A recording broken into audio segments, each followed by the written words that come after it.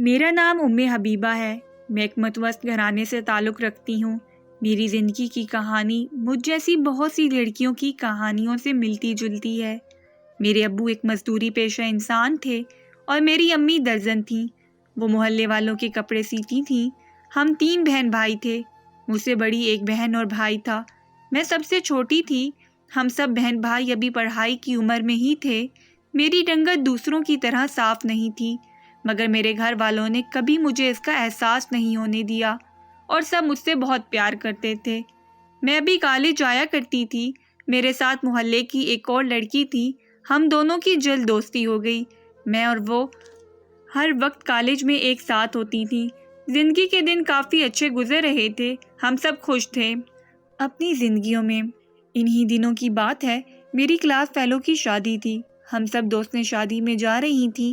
میں بھی اپنی دوست جویریہ کے ساتھ اس شادی میں جا رہی تھی۔ میں اور جویریہ نکسک سے تیار ہو کر شادی والے گھر میں پہنچے۔ وہاں پر ہر طرف گہما گہمی تھی۔ میں ایک زندہ دل لڑکی تھی اور مجھے اس طرح کی تقاریب بہت پسند تھیں۔ دوستوں کے ساتھ مزے کرنا، زندگی کو اپنی مرضی سے جینا، چھوٹی چھوٹی خوشیوں کو اپنے دامن میں سمیٹ لینا مجھے بہت پسند تھا۔ شادی کا گھر بہت خوبصورتی سے سجایا گیا تھا۔ ہر طرف روشنیاں بکھری ہوئی تھیں۔ ہم سب دوستیں اندر کی طرف بڑھ گئیں۔ ہماری جس دوست کی شادی تھی اس کا نام نائلہ تھا۔ وہ بہت خوبصورت لگ رہی تھی دلہن بن کر۔ ہم سب دوستوں نے باری باری اس سے ملاقات کی، پھر ہم کافی دیر وہاں بیٹھے رہے۔ کبھی کبھی لگتا کہ زندگی بس یہی ہے۔ ابھی اصل میں زندگی کی حقیقتوں اور تلخیوں سے دراصل میرا واسطہ پڑا ہی نہیں تھا، اور نہ ہی میں یہ جانتی تھی کہ زندگی دراصل ہوتی کتنی تلخ ہے۔ یہ تو مجھے تب پتہ چلا جب زندگی نے مجھ سے میرا سب سے قیمتی اثاثہ چھین لیا۔ میری ماں میری خوشی تھی، اور وہ ایک دن اچانک سے مجھ سے بہت دور چلی گئی۔ اتنی دور جہاں سے کبھی کوئی چاہ کر بھی واپس نہیں آ سکتا۔ ابھی کچھ دن پہلے ہی کی تو بات ہے کہ وہ ہمارے ساتھ ٹھیک ٹھاک بات چیت کر رہی تھی۔ مجھ سے میری پڑھائی کے متعلق پوچھ رہی تھی۔ میں بھی انہیں بتا رہی تھی کہ اب میرے امتحان شروع ہونے والے ہیں اور میری کتنی تیاری ہے، اور ہمارے سامنے بیٹھے بیٹھے ایک دم ان کی طبیعت بگڑ گئی اور ہمیں فوری طور پر انہیں ہسپتال لے جانا پڑا، جہاں ڈاکٹرز نے انہیں ایمرجنسی میں فوراً منتقل کیا۔ ہم سب باہر بیٹھے ان کی زندگی کی دعائیں مانگ رہے تھے۔ 16 گھنٹے گزر چکے تھے، مگر ڈاکٹرز نے کچھ نہیں بتایا۔ میری حالت کافی خراب ہو چکی تھی۔ میری بہن نے مجھے بہت زیادہ پریشان دیکھا تو گھر بھیج کر مجھے دوا دے کر سونے کے لیے لٹا دیا۔ میں سوئی ہوئی تھی کہ مجھے ایک عجیب خواب آیا۔ میں ایک دم ڈر کر اٹھ گئی اور بہن سے ضد کی کہ مجھے امی کے پاس ہسپتال جانا ہے۔ وہ مجھے لے کر وہاں چلی گئی۔ ہم جیسے ہی وہاں پہنچے تو مجھے پتا چلا کہ میری ماں ہمیں ہمیشہ ہمیشہ کے لیے چھوڑ گئی ہیں۔ میں ایک دم سکتے کی سی حالت میں آ گئی۔ مجھ پر گویا قیامت سی ٹوٹ پڑی تھی۔ اگلے کئی گھنٹے میں بے ہوشی کی حالت میں رہی تھی۔ مجھے کسی چیز کا کوئی ہوش نہ تھا۔ کچھ دن گزرے تو میری حالت تھوڑی سنبھلنے لگی، مگر اب میں نے کہیں بھی آنا جانا چھوڑ دیا تھا، یہاں تک کہ کالج بھی جانا چھوڑ چکی تھی، نہ ہی امتحان دے رہی تھی۔ میں گویا ساری دنیا سے کٹ کر رہ گئی تھی۔ ابھی ماں کی موت کو چند ماہ گزرے تھے کہ میرے ابو نے دوسری شادی کر لی۔ میں یہ سن کر ہکا بکا رہ گئی تھی، اور وہ ایک دن گھر آئے تو ان کے ساتھ ایک عورت تھی۔ انہوں نے بتایا کہ انہوں نے شادی کر لی ہے اور اب یہ ہمارے ساتھ رہیں گی۔ ہم نے اپنے ابو سے کوئی شکایت نہیں کی۔ کچھ عرصے بعد ہماری نئی امی سے تھوڑی بہت بات چیت شروع ہو گئی۔ میں پورا دن گھر پر ہی رہتی اور بور ہوتی رہتی۔ کوئی اتنا کام نہیں ہوتا تھا کرنے کو۔ ایک دن میری ممانی ہمارے گھر آئیں اور میری بہن کا رشتہ اپنے بیٹے کے لیے مانگا۔ میرے ابو نے اور بھائی نے بہن سے پوچھ کر ہاں کر دی۔ گھر میں شادی کی تیاریاں شروع کر دی گئیں۔ ہر لمحے مجھے ماں کی یاد آتی رہی۔ شادی سادگی سے کرنے کا فیصلہ کیا گیا۔ میں نے اپنے قریبی دوستوں کو بھی بلا لیا۔ گھر میں رونق لگ گئی۔ اتنے لمبے عرصے کی اداسی کے بعد میں آج تھوڑا خوش تھی۔ ہم سب دوست نے ایک کمرے میں بیٹھی باتیں کر رہی تھیں کہ میرے بھائی نے مجھے باہر بلایا۔ میں گئی تو انہوں نے مجھے کہا کہ ممانی تمہیں بلا رہی ہیں۔ میں ان کی بات سن کر سر ہلا کر سامنے بڑے کمرے کی طرف بڑھ گئی، اور وہ باہر صحن کی طرف میرے خیال میں ممانی وہیں تھیں، مگر جب میں اندر داخل ہوئی تو وہاں کوئی نہیں تھا۔ اس سے پہلے کہ میں پلٹ کر واپس جاتی، مجھے واش روم سے پانی گرنے کی آواز آئی۔ مجھے لگا کہ ممانی اندر ہیں۔ میں وہیں بیٹھ کر ان کا انتظار کرنے لگی۔ تھوڑی دیر بعد میں واش روم کا دروازہ کھولا اور کوئی باہر آیا تو میں نے مڑ کر دیکھا۔ مجھے لگا وہ ممانی ہوں گی، مگر میں دیکھ کر حیران رہ گئی۔ وہ تو ایک 24 سال کا لڑکا تھا، وہ بھی مجھے وہاں دیکھ کر میری طرح کافی حیران تھا۔ یہ کافی عجیب سچویشن تھی میرے لیے۔ میں بنا کچھ بولے تیزی سے کمرے سے باہر نکلنے کے لیے آگے کی طرف بڑھی، مگر ابھی دروازے تک ہی پہنچی تھی کہ اس نے میرا ہاتھ پکڑ کر مجھے روک لیا اور مجھ سے پوچھنے لگا کہ میں کون ہوں۔ میں نے جواب دینے کی بجائے کہا کہ میرا ہاتھ چھوڑ دو۔ اس کے بازو چھوڑتے ہی میں وہاں سے بھاگ نکلی اور باہر آ کر میں نے گہرا سانس لے کر خود کو ریلیکس کرنے کی کوشش کی، اور پھر میری نظر میرے ہاتھ پر پڑی تو وہاں سرخ نشان تھا جو اس کی سختی سے پکڑنے کی وجہ سے بنا تھا۔ پھر پوری تقریب میں اس کی نظروں سے بچنے کے لیے اندر کمرے میں ہی رہی۔ رخصتی کے وقت میں باہر آئی تو ادھر ادھر دیکھا، مگر وہ مجھے کہیں نہیں دکھائی دیا۔ میں اپنی آپا کے گلے لگ کر پوری طرح رونے لگی۔ اس موقع پر امی کی بہت یاد آئی۔ کاش وہ ہمارے بیچ موجود ہوتی تو سب کچھ کتنا الگ ہوتا۔ کچھ دیر بعد ہر طرف سناٹا چھا گیا تھا۔ ابھی کچھ دیر پہلے ہی تو یہاں کتنی رونق تھی، مگر اب جیسے ساری رونقیں میری بہن کے ساتھ ہی چلی گئی تھیں۔ میں تھک ہار کر اپنے کمرے میں آ کر لیٹ گئی اور سسکیاں لے کر رونے لگی۔ آدھی رات کا وقت تھا، میں سونے کی کوشش کر رہی تھی، تبھی مجھے اچانک شدید قسم کی پیاس لگی۔ یوں لگا کہ گویا میرے حلق میں کانٹے چبھ رہے ہیں۔ شاید یہ بہت زیادہ رونے کا اثر تھا۔ میں اٹھ کر باہر کچن کی طرف آئی تو مجھے کسی کی موجودگی کا احساس ہوا۔ وہ جو کوئی بھی تھا، اس کی پیٹھ میری طرف تھی۔ اس کے ہاتھ میں پانی کی بوتل تھی۔ میں وہیں کھڑی رہی۔ شاید کسی کی موجودگی کا ایسے احساس ہو گیا تھا۔ تبھی اس نے پلٹ کر دیکھا تو مجھے اس کا چہرہ نظر آیا۔ وہ تو وہی لڑکا تھا جس سے شام میں ٹکرائی گئی تھی۔ میں اسے اس وقت اپنے سامنے دیکھ کر سٹ پٹا گئی تھی۔ وہ بھی مجھے دیکھ کر پہلے حیران ہوا، پھر دھیرے سے مسکرا دیا۔ اس کے مسکرانے سے اس کے چہرے پر ڈمپل پڑتے تھے۔ میں اب تک نہیں جانتی تھی کہ وہ کون ہے اور ہمارے گھر میں کیا کر رہا تھا۔ پہلے مجھے لگا تھا کہ وہ شادی میں آیا کوئی مہمان ہوگا اور اب تک واپس جا چکا ہوگا، مگر وہ تاحال ادھر تھا، تو اس کا مطلب تھا کہ وہ کوئی رشتہ دار تھا، قریبی۔ مگر میں تو اپنے سارے رشتہ داروں کو جانتی تھی، پھر یہ کون تھا؟ میں وہیں کھڑی کھڑی سوچوں میں ڈوب گئی تھی۔ تبھی اس نے میری آنکھوں کے آگے ہاتھ لہرایا اور میں اپنے حواسوں میں واپس لوٹی۔ میں نے اس سے پوچھا کہ وہ کون ہے تو اس نے کہا کہ میں تمہارا کزن ہوں، تمہارے وہ چچا جو باہر رہتے تھے ان کا دوسرے نمبر والا بیٹا ہوں۔ اس کے تعارف کروانے پر مجھے یاد آیا کہ میرے ایک چچا جو باہر ملک رہتے تھے، یہ ان کا بیٹا یاسر تھا۔ میں پھر پانی پی کر واپس آ کر سو گئی۔ اگلے دن ہم بہن کے سسرال ناشتہ لے کر گئے تو میں نے دیکھا وہ بھی ہمارے ساتھ تھا۔ میں کافی جھنجھلا گئی اسے ساتھ لے کر، پھر وہ پورے راستے مجھے گھورتا رہا۔ اس کی گہری بولتی آنکھوں میں چھپے پیغام پڑھ کر بھی میں انجان بنی رہی۔ اگلے دن ولیمہ تھا۔ میں تیار ہو کر باہر آئی تو بھائی نے کہا کہ تم عمار کے ساتھ آ جانا، ہماری گاڑی میں جگہ نہیں تھی۔ مجھے یہ سن کر بہت غصہ آیا، مگر اس وقت مجبوری تھی تو میں اس کے ساتھ بیٹھ گئی۔ سارے راستے میں نے اس کی طرف نہ دیکھنے کا عہد کیا اور اس پر قائم تھی۔ ہم نے کوئی بات نہیں کی اور خلاف توقع وہ بھی خاموش رہا۔ حال کے قریب پہنچ کر اس نے گاڑی روکی۔ اس سے پہلے کہ میں اترتی اس نے میرا بازو پکڑ کر روک دیا اور کہا کہ میری بات سن لو۔ میں مجبوراً رک گئی اور پھر اس کی بات سن کر میں حیرت زدہ رہ گئی۔ اس نے مجھے کہا کہ وہ مجھے پسند کرتا ہے، تب سے ہی جب پہلی بار اسے دیکھا تھا، اور وہ مجھے اپنی شریک حیات بنانا چاہتا ہے۔ میں کچھ نہ کہہ سکی، بس حیرت سے اس کا منہ تکتی رہ گئی۔ پھر میں اسے ہاتھ چھڑا کر تیزی سے اندر کی طرف بڑھ گئی۔ حال کو بہت خوبصورتی سے سجایا گیا تھا۔ میں اپنی بہن کے پاس گئی اور اس سے باتیں کرنے لگی۔ کھانا لگایا گیا تو میں کھانا لینے جانے لگی تو ایک بار پھر سے میں اسے ٹکرا گئی اور مجھے دیکھ کر مسکرا گیا۔ میں اس کے چہرے پر پھیلتی مسکراہٹ دیکھ کر آگ بگولا ہو گئی۔ ہر گزرتے دن کے ساتھ مجھے اس سے سخت قسم کی چڑ ہوتی جا رہی تھی۔ میں نے خود کو اس کے بارے میں سوچنے سے بہت روکا، مگر وہ مسلسل میرے دماغ پر سوار رہتا۔ انہی دنوں میں نے بابا اور بھائی کے کہنے پر دوبارہ کالج جانا شروع کر دیا۔ میں کالج اور گھر کے بیچ ہی الجھ کر رہ گئی تھی کہ تبھی ایک دن میری سوتیلی ماں نے میرے لیے ایک رشتہ ڈھونڈا۔ وہ ان کے ہی کوئی دور پار کے رشتے دار تھے۔ مجھے ابھی کسی بات کا کوئی خاص علم نہ تھا، مگر اس لمحے مجھے کسی کی کوئی کہی بات یاد آئی۔ مجھے وہ شخص یاد آیا جو مجھ سے اپنی پسندیدگی کا اظہار کر چکا تھا اور شادی بھی کرنا چاہتا تھا۔ میری اس کے ساتھ کوئی پسندیدگی نہ تھی اور نہ ہی اس رشتے پر کوئی اعتراض تھا جو میری سوتیلی ماں لائی تھی۔ میں نے یہ فیصلہ گھر والوں پر چھوڑ دیا۔ رفتہ رفتہ میں زندگی کی طرف لوٹ رہی تھی۔ میری شادی کی تاریخ طے کر دی گئی۔ میرے امتحانوں کے بعد کی تاریخ رکھی گئی۔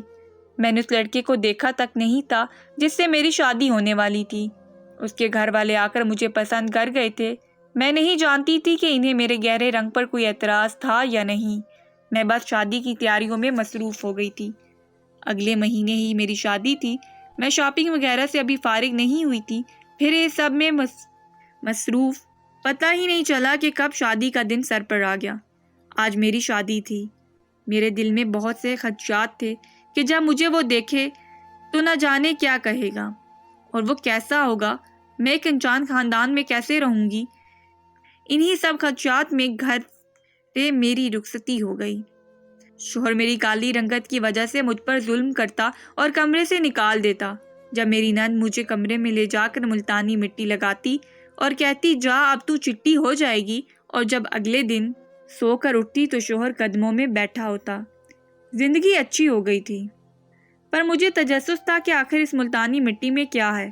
ایک دن نند سے یہی پوچھنے جلدی سے اس کے کمرے میں گئی تو سر پر آسمان ٹوٹ پڑا کہ وہ ملتانی مٹی میں اپنی تھوک ڈال کر ملا رہی تھی۔ مجھے یہ دیکھ کر ایک دم کراہت آئی اور میں نے اس سے کہا کہ تم روز یہی کرتی ہو؟ تو اس نے کہا کہ ہاں۔ میں جلدی سے وہاں سے باہر نکل آئی۔ رات بھر میں اس کی حرکت کے بارے میں سوچتی رہی۔ تب اس نے مجھے کہا کہ میں یہ خود بھی لگاتی ہوں، ہمارے محلے میں ایک عورت تھی، اس سے سیکھا تھا میں نے۔ اس کی کسی بات کا کوئی جواب نہ دیا۔ میری رنگت واپس گہری ہو گئی اور اب میرے چہرے پر دانے بھی بننے لگے تھے۔ تبھی میں نے ایک دن اپنی دوست سے کہا کہ میں اپنی زندگی سے بہت تنگ ہوں۔ اس نے مجھے تسلی دی اور صبر کرنے کو کہا، مگر ہر گزرتے دن کے ساتھ میری اذیت بڑھتی جا رہی تھی۔ میرا شوہر ہر روز مجھے ٹھکرا کر میری نفی کرتا تھا اور یہ سب مجھے سہنا بہت مشکل لگتا۔ میں ایک دن تنگ آ کر گھر سے ہی بھاگ گئی۔ مجھے نہیں پتا تھا کہ مجھے کہاں جانا ہے، میں بس بھاگتی جا رہی تھی۔ پھر مجھے میری دوست کا خیال آیا۔ میں اس کے گھر چلی گئی۔ وہ میری حالت دیکھ کر رونے لگی۔ میں کچھ دن اس کے پاس ہی رہی۔ میرے گھر والے میرے غائب ہو جانے پر کافی پریشان تھے۔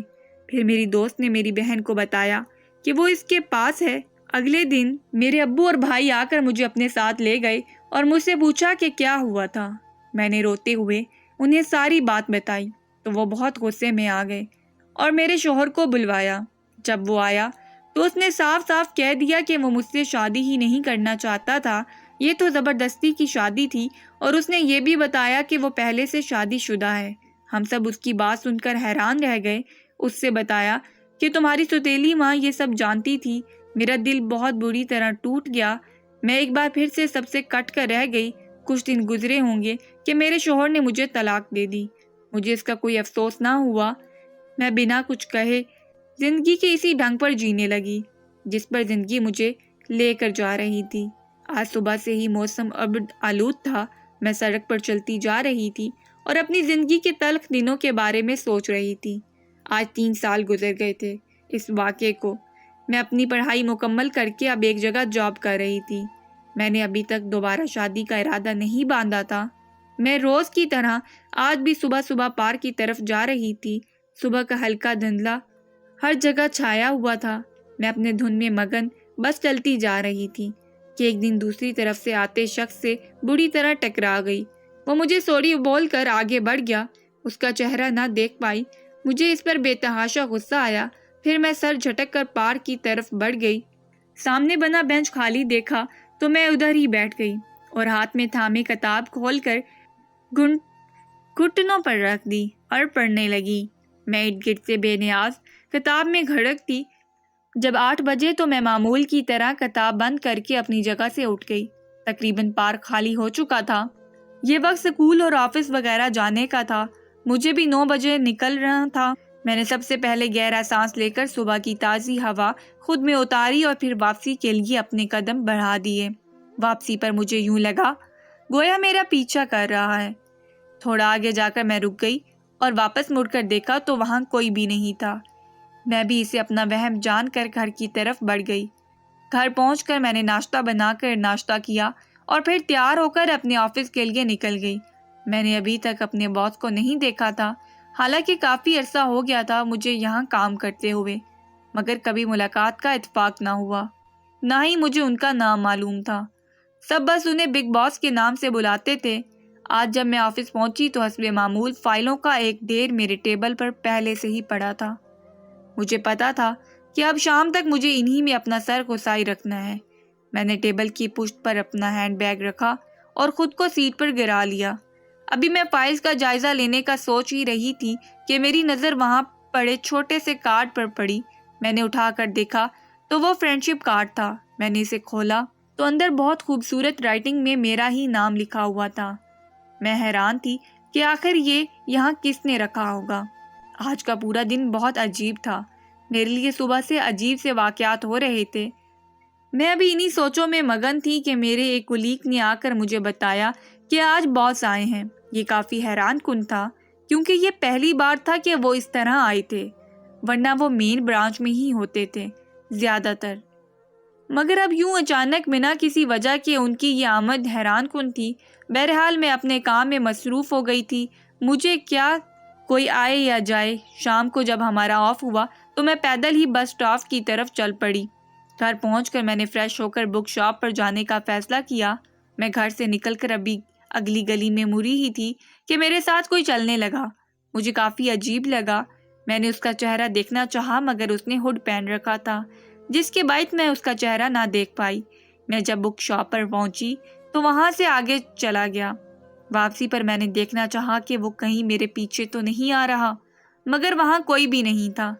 اگلے دن صبح جب میں پارک کے لیے نکلی تو دوبارہ مجھے لگا کہ میرا پیچھا کیا جا رہا ہے۔ میں نے شدید غصے میں آ کر مڑ کر دیکھا تو میرے عین پیچھے وہ کھڑا تھا۔ کیا مسئلہ ہے تمہارے ساتھ؟ کیوں ہر جگہ میرا پیچھا کر رہے ہو؟ کون ہو تم؟ میں نے تیش میں آتے ہوئے اس پر کئی سوالوں کی ایک ساتھ ہی بوچھار کر دی۔ اس نے بنا کچھ کہے اپنا ہڈ ہٹایا تو اس کا چہرہ دیکھا اور میں اس کی طرف دیکھتے ہی دنگ رہ گئی۔ نہ جانے کتنے سال گزر گئے تھے اس کو دیکھے ہوئے، میں تو بھول ہی گئی تھی، اور آج وہ اچانک میرے پیچھے آ کھڑا ہوا۔ میں نے تو کبھی سوچا بھی نہیں تھا کہ وہ اس طرح کبھی واپس بھی آ سکتا ہے، ہم مل بھی سکتے ہیں۔ وہیں کھڑے کھڑے مجھے ہماری پہلی ملاقات یاد آ رہی تھی۔ مجھے ہکا بکا دیکھ کر وہ مجھے اپنے ساتھ اندر پارک میں لے گیا اور بینچ پر بٹھا دیا، ساتھ ہی خود بھی کچھ فاصلے پر بیٹھ گیا۔ میں نے ایک بار پھر اس کی سمت دیکھا، وہ وہی تھا۔ نہ جانے اتنے سالوں بعد وہ کہاں سے ایک دم میرے سامنے آ گیا تھا، اور وہ میرا پیچھا کیوں کر رہا تھا؟ آخر مجھے خاموش دیکھ کر اس نے مجھ سے بات کرنے کا ارادہ کیا، اور پہلا سوال اس نے مجھ سے جو کیا اس میں کئی شکوے پنہاں تھے۔ تم نے شادی کیوں کر لی تھی؟ میرا انتظار کیوں نہیں کیا؟ میں اس کا یہ غیر متوقع سوال سن کر بس اس کا منہ دیکھ کر رہ گئی۔ پھر وہیں بیٹھے بیٹھے میں نے اسے اپنی زندگی کی کہانی سنائی، جسے سن کر اس نے کہا کہ تم آج بھی ویسے ہی پرکشش ہو۔ کاش تم مجھ سے پوچھتی کہ تمہاری یہ بولتی آنکھیں کیسا سحر طاری کر جاتی ہیں مجھ پر۔ اس نے مجھے بتایا کہ اسے جلدی میں واپس جانا پڑ گیا تھا، مگر اس نے یہ کبھی نہیں سوچا تھا کہ میں شادی کر لوں گی۔ میں نے اسے جواباً کہا کہ میں نے تمہیں کوئی امید نہیں تھمائی تھی اور نہ ہی کوئی وعدہ کیا تھا، ہمارے بیچ تھا ہی کیا۔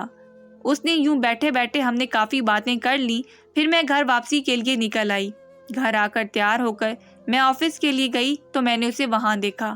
میں نے سوچا کہ کیسا بندہ ہے، میرا تعاقب کرتے کرتے یہاں بھی پہنچ گیا، مگر بعد میں مجھے آفس کے لوگوں سے پتہ چلا کہ وہی دراصل ہمارا باس ہے۔ میں سن کر کافی حیران ہوئی۔ وہ ہر جگہ کچھ دن سے میرا پیچھا کر رہا تھا اور مجھے شک بھی نہ گزرا کہ یہ وہی ہے۔ خیر کچھ بھی تھا، اب اس کا میری زندگی میں دوبارہ آنا مجھے زندگی کی خوبصورتیوں کی طرف ایک بار پھر مائل کر رہا تھا۔ ایک دن وہ گھر آیا اور سب سے مل کر میرے گھر والوں کی اجازت سے مجھے اپنے گھر والوں سے ملوانے لے گیا۔ اس کا گھر کافی بڑا اور خوبصورت تھا اور چاروں طرف سے پودوں سے گھرا ہوا تھا۔ وہاں مختلف قسم کے پھول بھی لگے ہوئے تھے اور رنگ برنگے پرندے بھی تھے۔ اس نے لان میں جا کر مجھے فوارے کے سامنے کھڑا کیا اور اپنا ایک گھٹنا زمین پر رکھ کر اپنا ہاتھ میری طرف بڑھایا اور کہا کہ کیا تم میری زندگی میں بہار بن کر آؤ گی؟ اس کے اتنے خوبصورت طریقے سے مجھے شادی کے لیے پرپوز کرنا مجھے بے حد پسند آیا۔ زندگی میں پہلی بار میں نے اپنے دل کو کسی کے لیے گداز ہوتے پایا تھا۔ پہلی بار کسی نے بے حد چاہت اور محبت سے مجھ سے مانگا تھا۔ اظہار اور اعتراف کا یہ طریقہ میرا دل ہی چرا گیا۔ میں نے اپنے دل کو اس کے جذبوں کے آگے جھکتے پایا اور میرے لبوں سے نکلتے اقرار پر وہاں چہچہاتے پرندے بھی گواہ بن گئے۔ یقیناً ایک خوبصورت سفر کا آغاز ہونے جا رہا تھا۔ میری زندگی کی بہار لوٹ آئی تھی۔